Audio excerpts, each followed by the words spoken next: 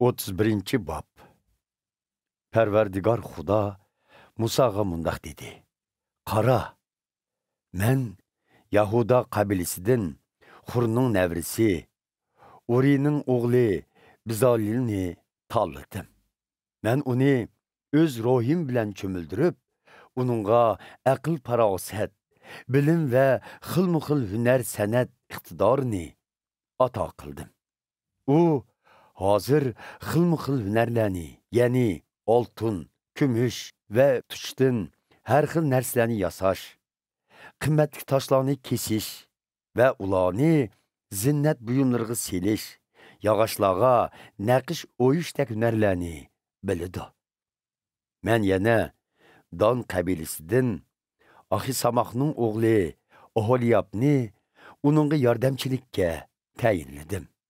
Shuningdek, barliq usta hunarvanlarga texmi ko'p aql farosat ato qilib, ularga men topilgan narsalarni yasash qobiliyatini berdim.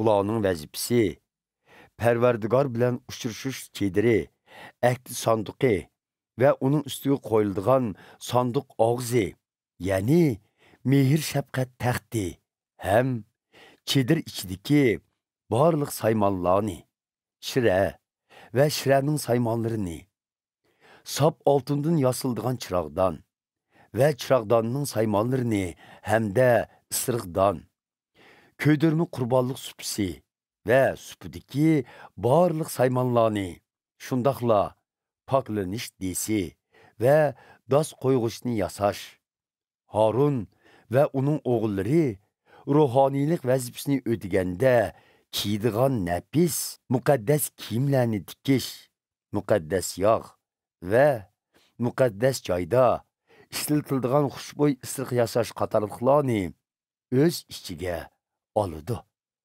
Ular bularning hammasini mening amrim bo'yicha qilsin. Parvardigor Musoga, Isroillarga mo'nularni yetkazishni topildi. Sizlar men belgilagan dam ilish kuniga cho'qim qattiq rioya qilinglar. Chunki bu men bilan sizlar o'tirimizdagi mangulik belgidir. Bu sizlarni pok qilg'uchining men Parvardigor ekanligimni bildirdi. Sizlar dam ilish kuniga qattiq rioya qilinglar. Chunki bu muqaddas kun. Bu kunga amal qilmay, odatdagi kundagidek ishlaganlar Isroil qatoridan chiqarib etilib, ularga o'lim jazosi berilsin. Ish qilishinglar uchun 6 kun bor. Lekin 7-kuni menga otildigan dam ilish kunidir. Bu kuni ish qilganligi kishiga o'lim jazosi berilsin. Isroillar tuzilgan ahdining belgisi sifatida bu kunga mangu qattiq rioya qilsin. Bu men bilan Isroillar o'tirsidagi mangulik belgidir.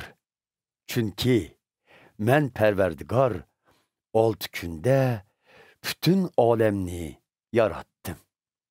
7-kuni ishni to'xtatib orom oldim.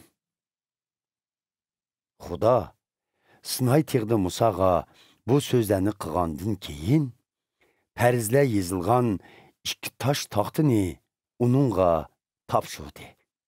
Toshqa Xudo farzlarni o'z qo'li bilan yozgan edi.